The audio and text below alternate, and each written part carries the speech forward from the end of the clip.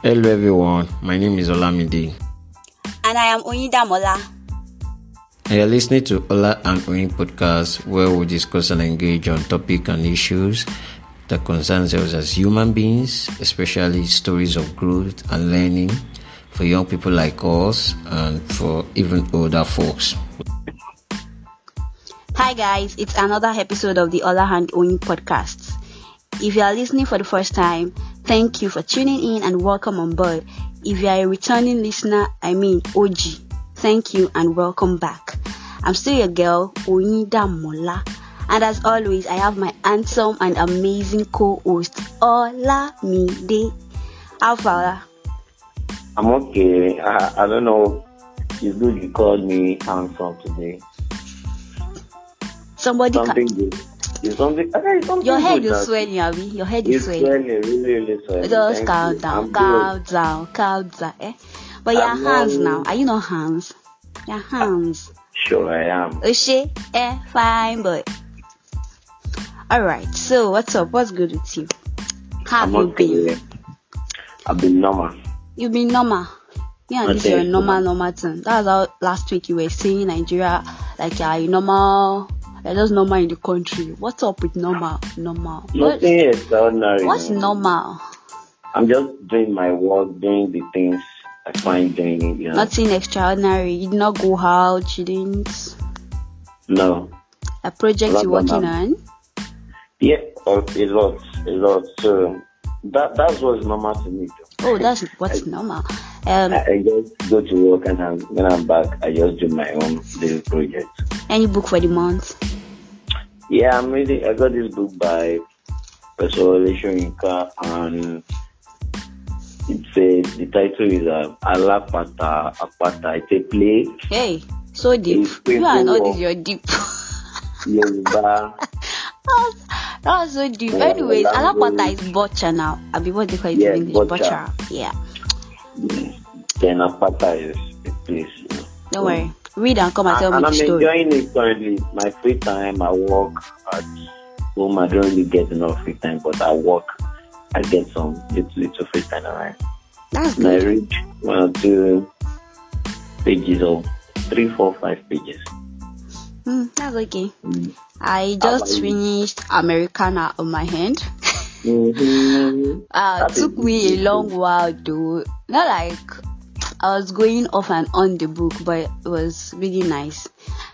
Chimamanda just knows how to write. That woman is like, I see the reason why they are chanting her name and all of that. Like, this is our first book I would be reading, like our very first book. Although while in secondary school, I almost read Purple Hibiscus, but I still did not. I just heard a little story here and there because the people offering literature then they read it as one of their literature books. But it's all good. Anyways, so for the week, on the 8th of this month, that's Monday, was the International Women's Day. And the theme for the day was Choose to Challenge. So, Ola, in support of the day and everything, even though we are doing this in a later date, so it's a belated Happy International Women's Day. But then it's a whole week, in fact, a whole month for for women around the globe. So, on behalf of Ola and the whole crew of the Ola Oyin Podcast, anyways, being serious now, we celebrate women all over the globe as well as their achievements in whatever field they've chosen. We celebrate them, want them to know, including myself. Oh, hey, God, it's not easy to be a woman. Yes, women out there, you are strong, you are bold, you are beautiful, and you can do whatever you set your mind to do. Don't let being a female put you down, irrespective of the orders and everything thrown your way. And that's why the theme for this year is choose to challenge. Yes. So you have to challenge things that undermine you or anything that you just want to challenge. So Ola, what did you choose to challenge? Or you are not supporting us? I tell you, I've always been a fan of women. The women in my life are great women. Fan base. From my mother, which I really adore and respect. And my sister's friends all around me. Like, I know a lot of great women around me. Gosh, this is so emotional. They might not be in the public space, but then they are doing a lot for family building. And I would say the nation building starts from the family and then the community around them.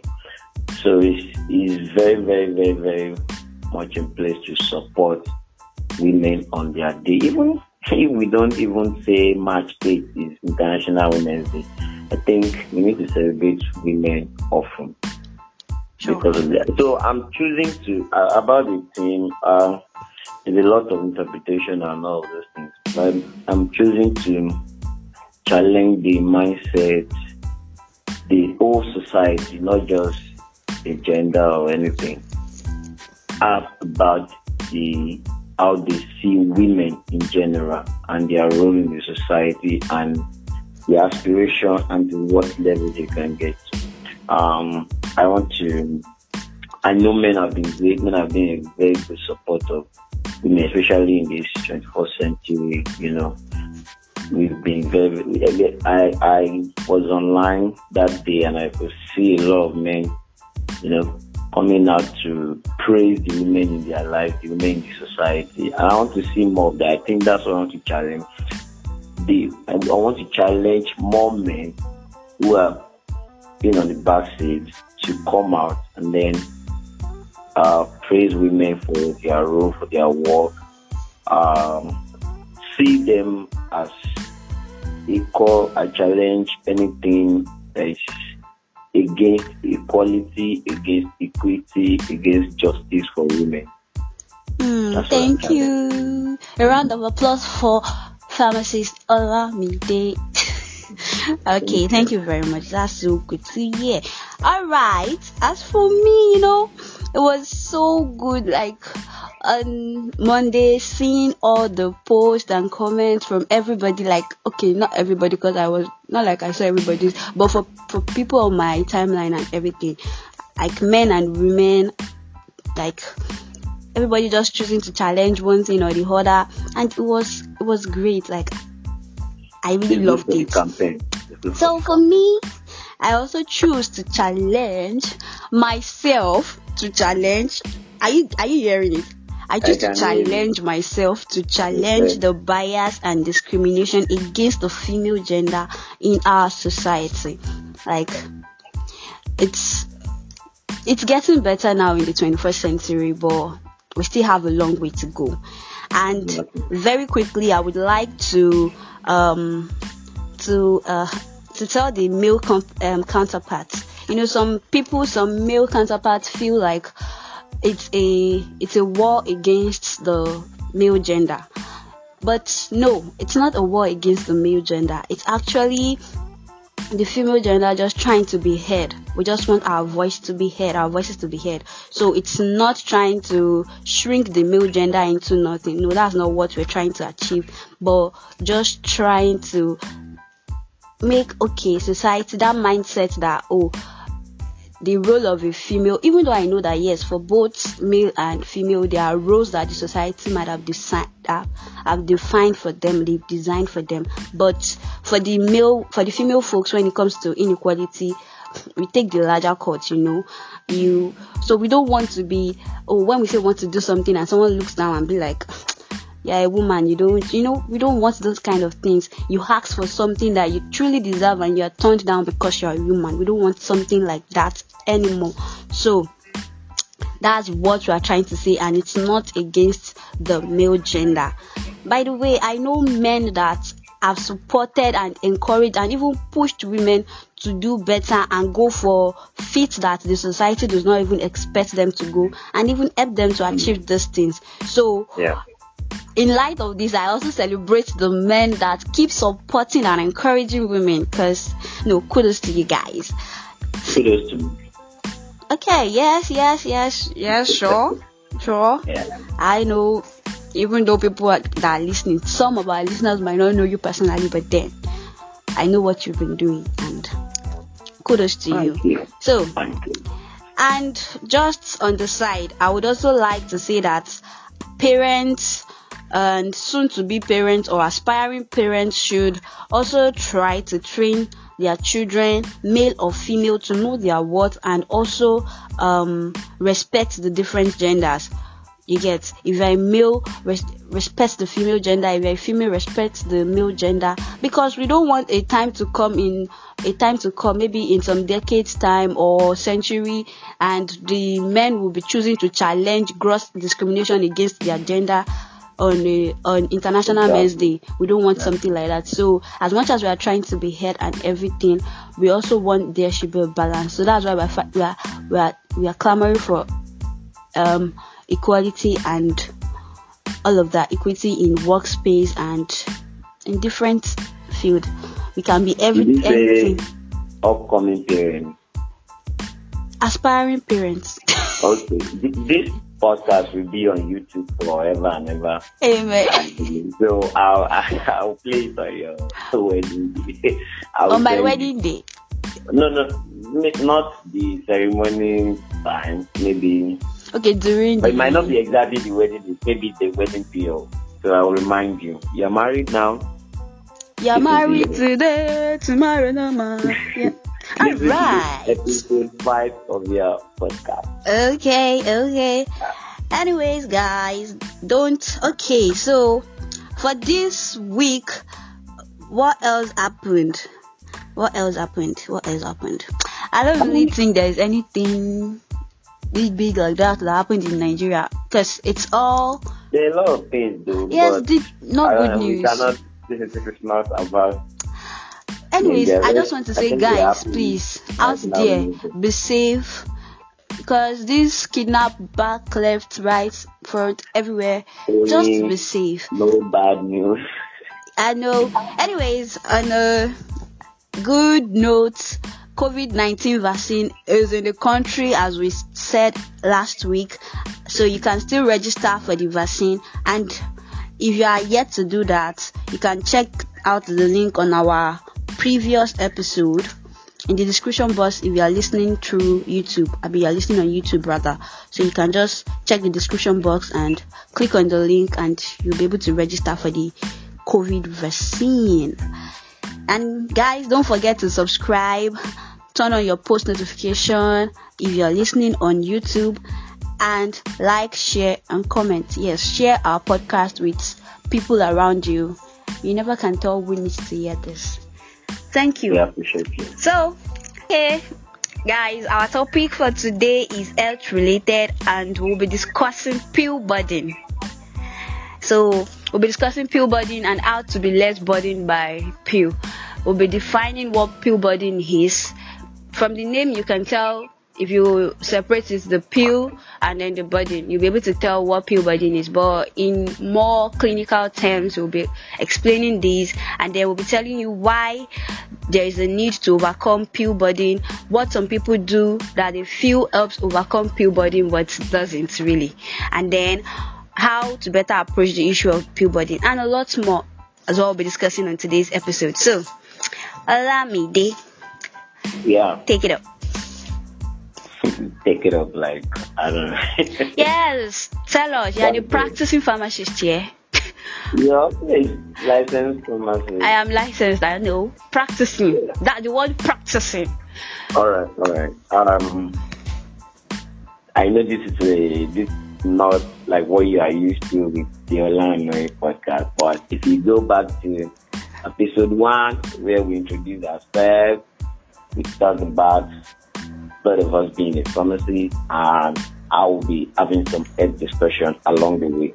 So today we'll be talking about pill burden. Basically, like she said, 2C-level pill, which are medications, and then burden. You know, you're burden now, just that English word burden, yeah. So basically, pill burden is just taking about 5 or more pills, basically, to treat a certain condition, health condition. Some people even say it's pill burden for them when they are taking 2. So, I know nobody likes drugs. Like, we've all been there where we felt like, I'm going to take a lot of these drugs. No. And we feel kind of discouraged, So, pill burden, we'll be talking about pill burden, like she said, what people do to get to circumvent, taking the full regimen of a drug, of a prescription, and then they end up not taking some of the drugs they need and all of that. Then we're talking about how you can better cope with pill burden. So in my own case, I remember when I was much younger, I was sick. I was admitted in the hospital, and in the hospital I was given infusions. It was injecting with drugs. So I was leaving. I was about to be discharged, and normal now. I was converted to tablets. To oral drugs. To oral drugs, yeah, to oral drugs, and I needed to swallow and all those things. Personally, I'm not so good at taking drugs. Even I'm worse with injections. That's me. That's by the way.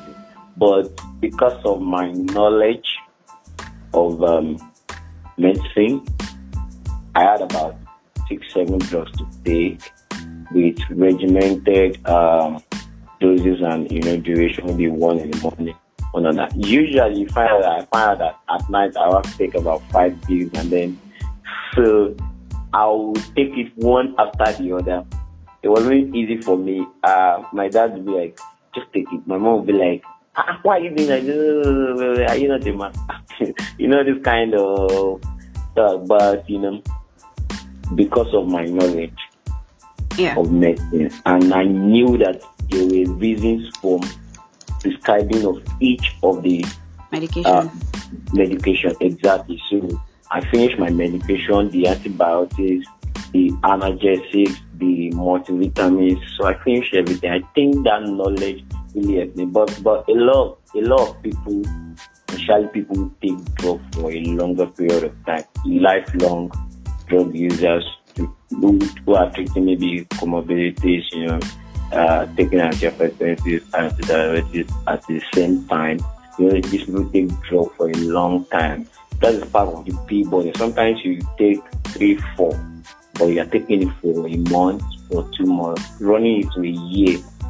So you get to a point people are burdened with the longer time they are taking the drugs for. So these are part of the things the person will be trying to educate you. So also, I would like to also say that when it comes to pill burden, it even goes beyond the number of medications you are using.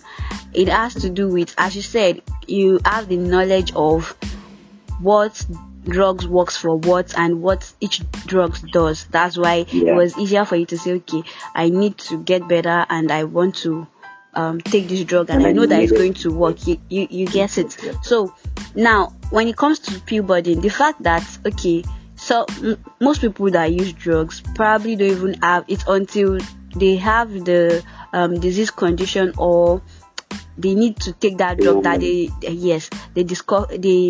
know what a particular drug does.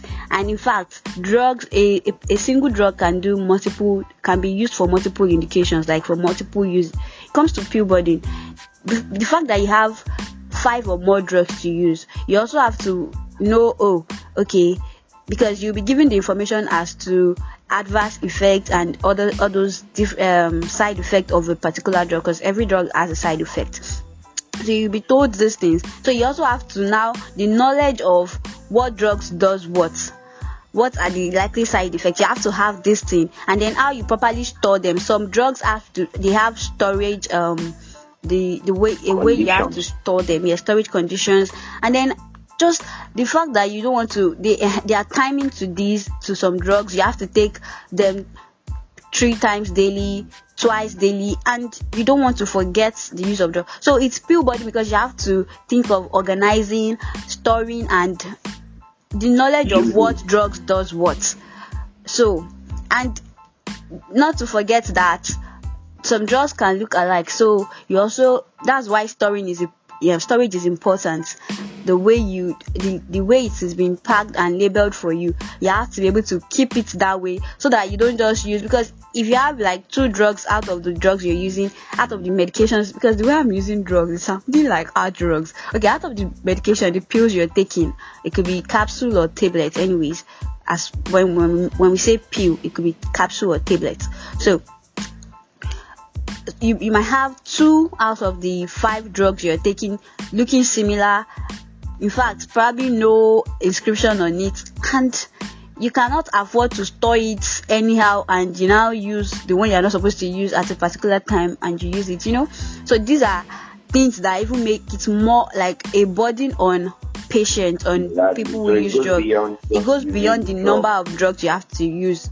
It's also, I want to know what this drug does. And for someone who is not a medical practitioner or something, having to memorize these drugs and even the timing, so that's why the labeling is important.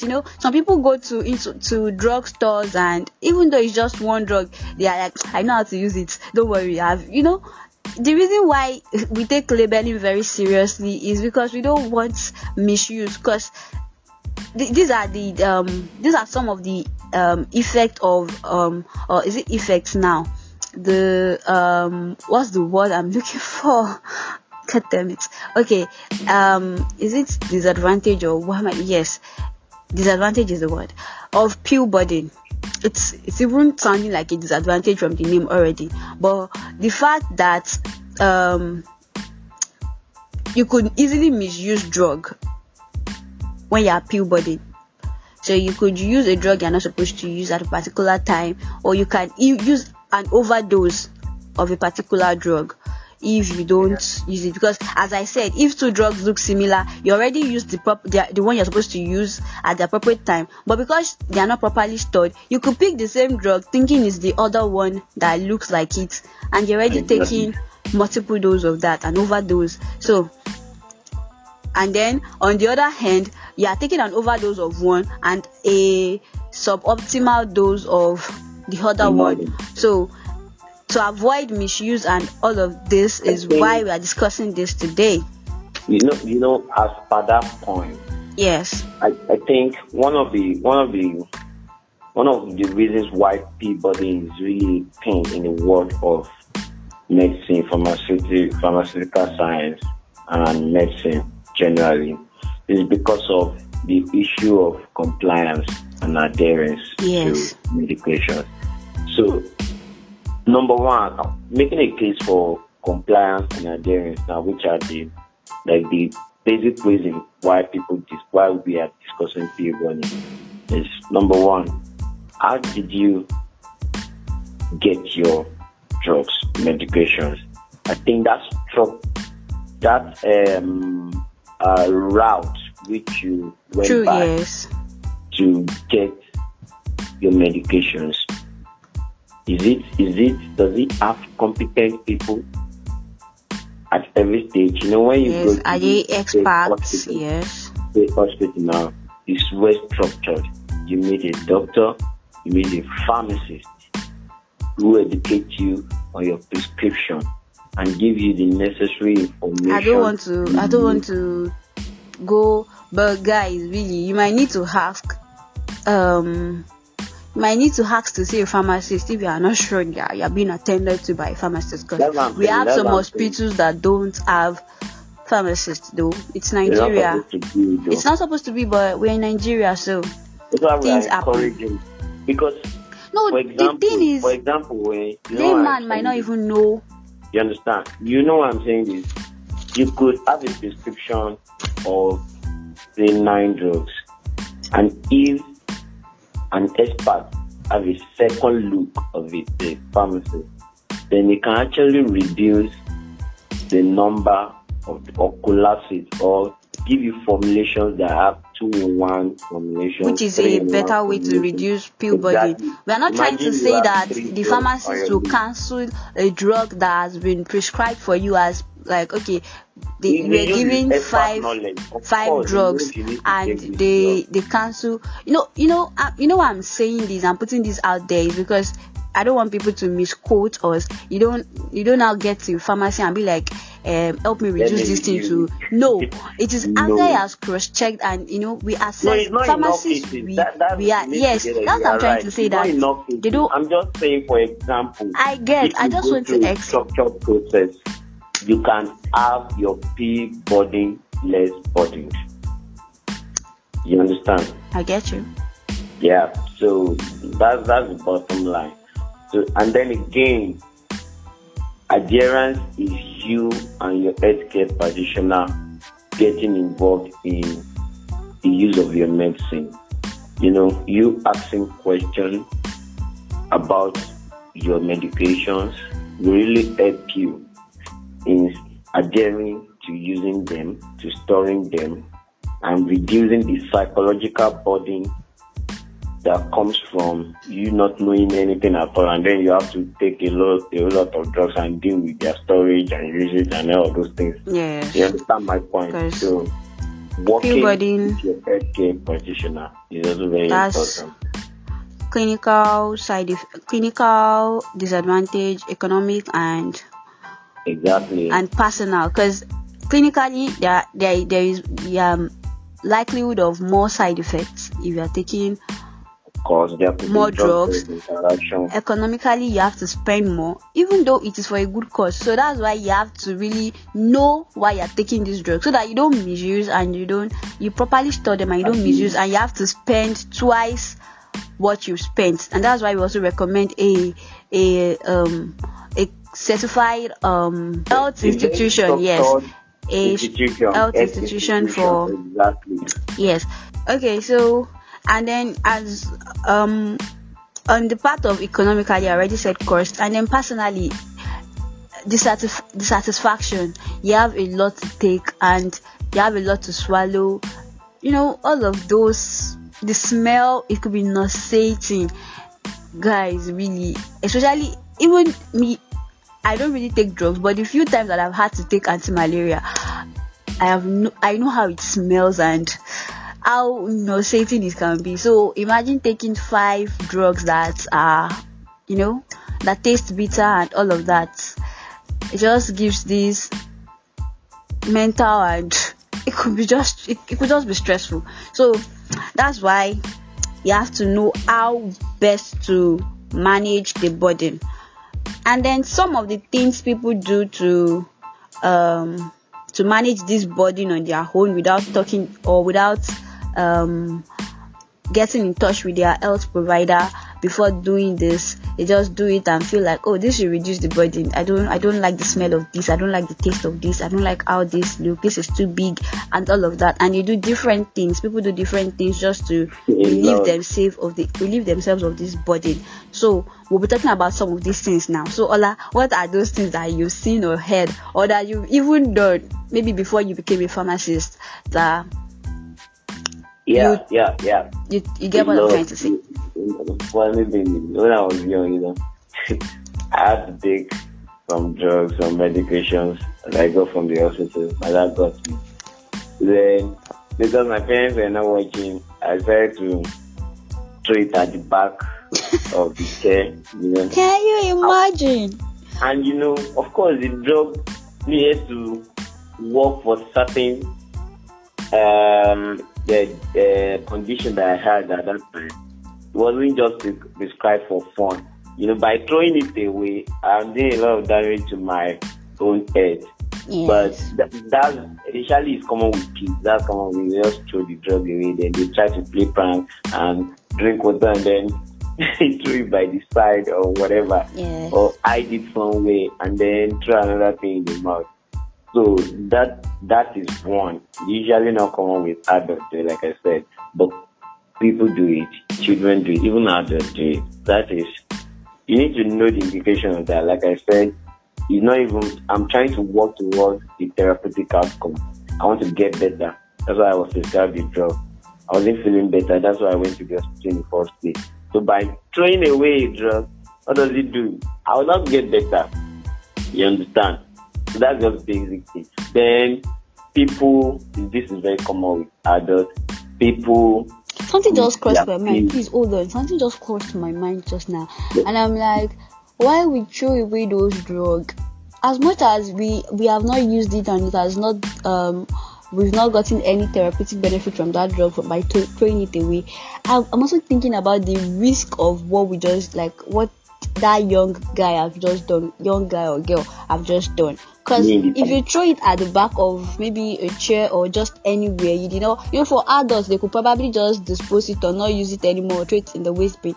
But if you have maybe a toddler at home, someone like a little child, this little child just like to pick things and put it in their mouth, and then you just maybe a 5-year-old, you just throw it away, and then your baby brother or sister just picks it up. I just thought about that thing because I have my younger brother when he was still very little. He could chew anything, no matter how bitter. Picked on the floor. You get, no matter how bitter or so we were always careful. Especially kids that like to play on the floor, and then they see you get. So you don't want to do those kind of things, but children don't know, and that's why we always encourage their parents to monitor. But a lot of things cause this, and some child are just really smart. So right on, I just thought about it. I like that observation. I was going to say that some other people, even adults, usually put their drugs or medication inside bolus of swallow. Yes, like Eba, Amala.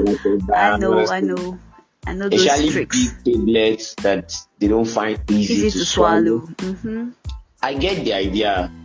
Like you said, you wanted to take one nauseating drug and you didn't like the smell. Some people just try and do all those things, put it in this, put it in that. But the thing is, guys, there is something called food-drug interaction. That can be a problem for you, number one. And then where your food is interacting, because your food are also chemicals too. So where your food is interacting with your drug, and danger there could be potential danger in the sense that, number one, you're not getting the benefit you're supposed to get from the drug, and then number two, maybe you're not getting the on-time effect. Maybe the drug's supposed to start action in 30 minutes, then you have extended the time the drug will act because the body will have to break down the coating you have given the drug by yourself. Artificial coating. So body will have to break that down before you get to the drug, then before you start working on the drug. So imagine someone in pains and has been prescribed a tablet, say something analgesic or something, and then the tablet is supposed to, in the design formulation of the drug, this design of the drug is supposed to work very fast-acting drug in 15 minutes, so that the patient get relief of that pain in the interim and then sustain with subsequent doses of the drug. And then you have put it inside a bar. Then it takes an hour or two to break down the bar. Then you have compounded your problem. Sure. You understand? So, and if God help you, there is no food drug interaction, then that is just the thing. You have compounded your problem, longer time of onset of action. Yeah.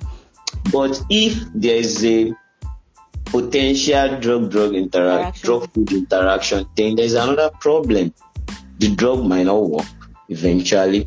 Then it can interact to form a different chemical, which is might be harmful to you. All sorts of things. And then at the end of the day, what you're trying, the aim of the treatment goal is not achieved. That's true. So if you are running away from Peabody, bear in mind that a lot of dangers in running away from Peabody without asking the appropriate question. Okay, so another thing that people do is using medication with soda, with soft drinks and juice, and Even wine, people just anything they can lay their hands upon that is sweet and it's not just water. They find it easy to take with. Even tea, just different liquid that is not just water. They use it to take drugs. And people just be like, is it not to just push it there? They don't know. So as we said, food drug interactions. So these drinks are also food. So it's not just about coating with bolus of swallows, eba, fufu and the likes. It's also about the drinks, what you use the drug, the vehicle you've used to take this.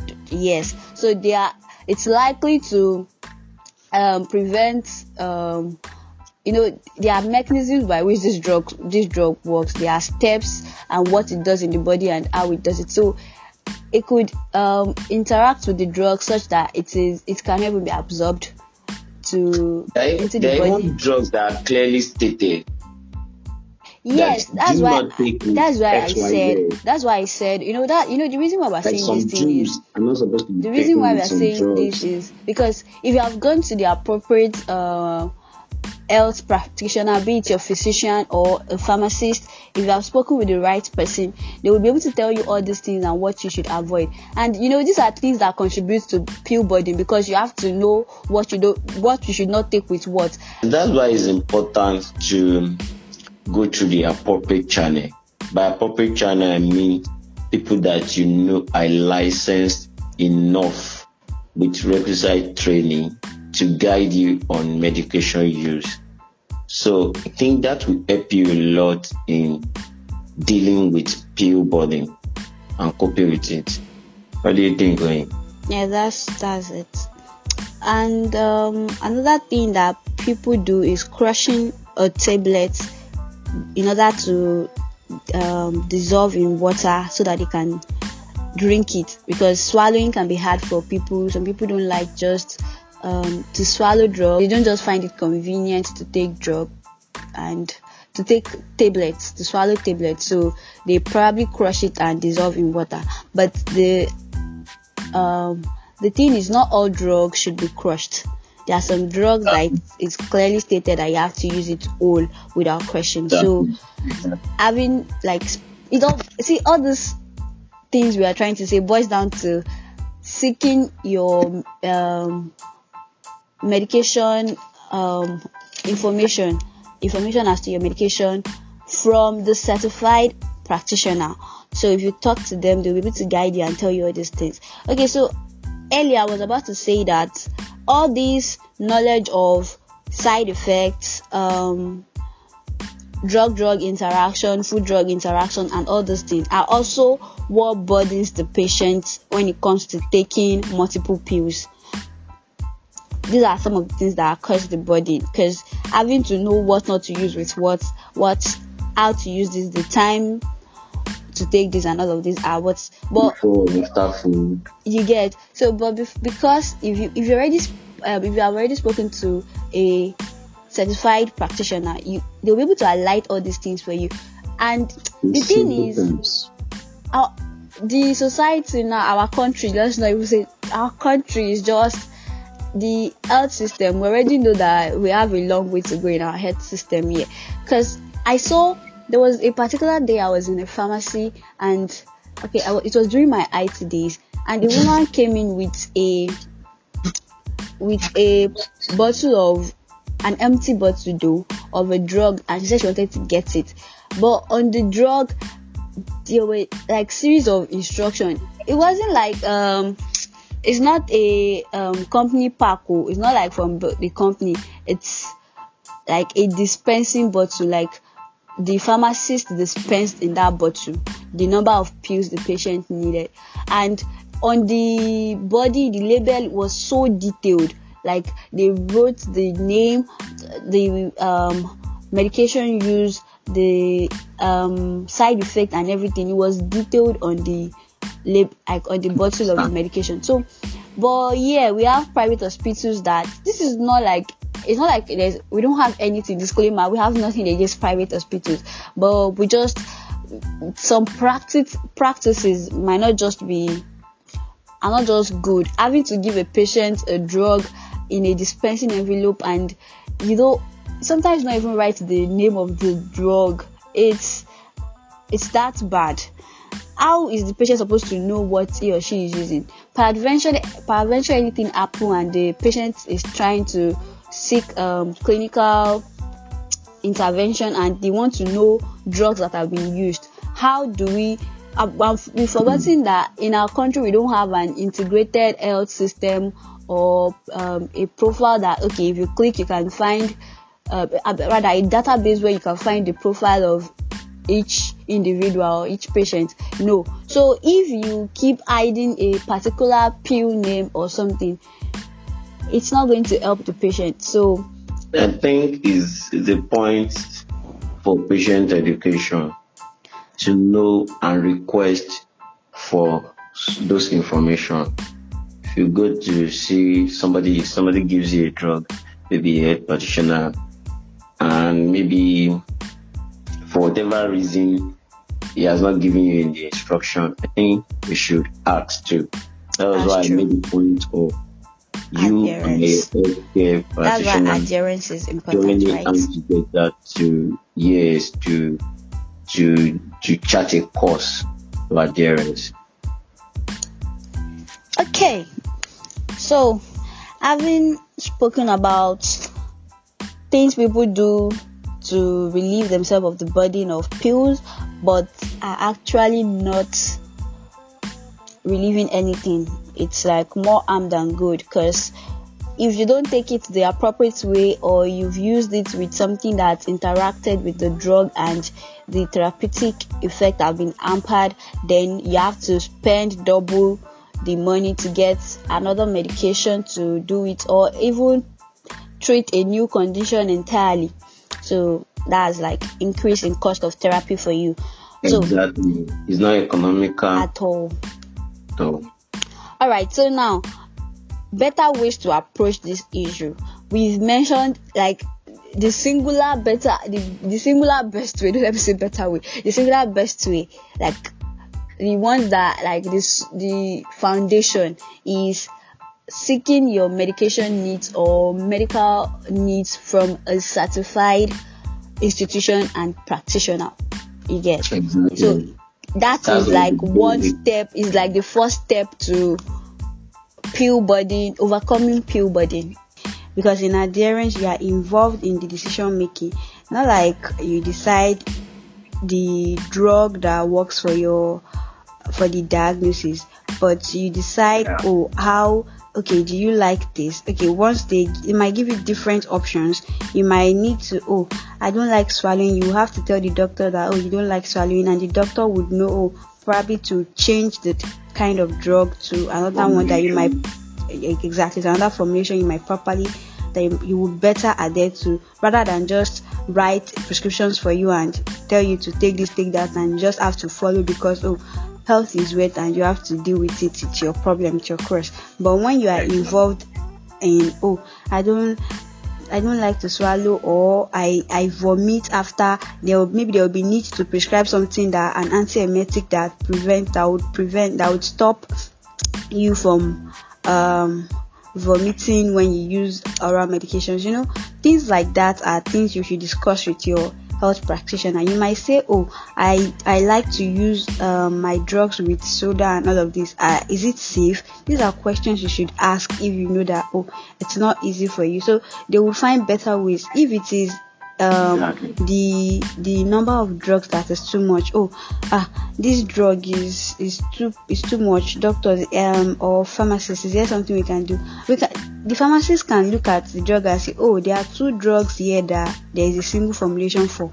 So that is, those 2 active ingredients are in they are formulations that have just a single pill, and then that's like, instead of you taking 2 or maybe it's even 4, taking just 1. Like we have anti-malaria now, using an example now, we have the adult dose is 80 milligram of artemether and 480 of lumefantrine. So 8480, we've had 8480 a couple of times.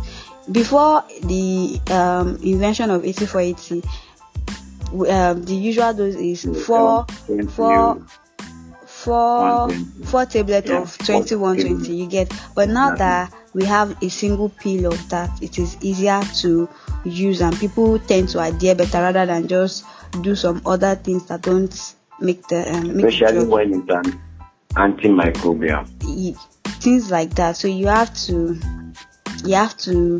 these are things you discuss with your doctor. Also, other ways the pharmacist or the doctor, in this case the doctor, can decide that if you have to take a drug probably twice daily, and then there are some formulations that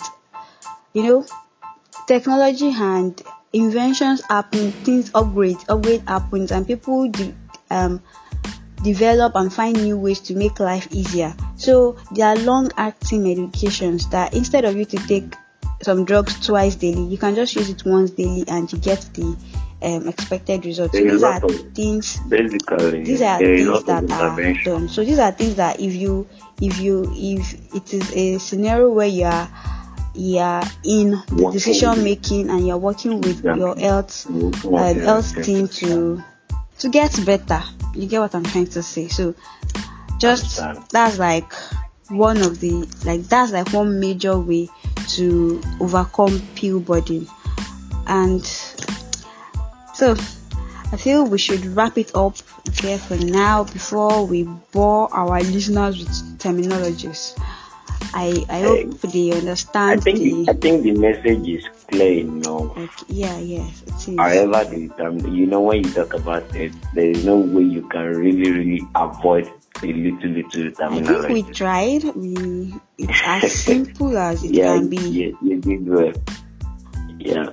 So I think the message is clear. Like I said, adherence involves you, and the whole aim of reducing pill burden is for you to have better compliance. It's your drug, so that at the end of the day, the goal of the treatment will be achieved, and you'll be well and okay back to your normal productive life. So, guys, we've talked about the things people do to not take a lot of pills: blinding, crushing, throwing away, putting in bolus of swallows, and all of those things. And you heard it. I don't want to keep repeating it. Work closely with your medical practitioner. They help you reduce pill burden. So, guys, I think that's what we'll be dropping it. Next week we'll come with another. It's not going to be it. Trust me. This 8 series will just be a single episode in a month. So next week, expect another interesting episode of the Ola Oyin Podcast. I'm still Olamide. And I am Oyin Damola. So, your sign out word. Yes, guys, take care. Don't forget to subscribe to our podcast on every platform you listen to podcast on. We are available on Spotify, Anchor FM,